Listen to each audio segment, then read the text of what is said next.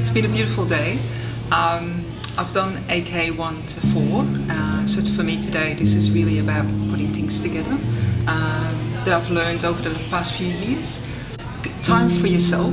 I know there's group work and there's a lot of storytelling, beautiful storytelling by Robbi, but it's what you go home with. It's all about you and how you can connect with stuff at home in your daily life and incorporate that in whatever work you want to do. So she is so humble and caring and sharing, and again the storytelling is beautiful. So I think people will love it when they come home and reconnect with stuff they've learned on the day.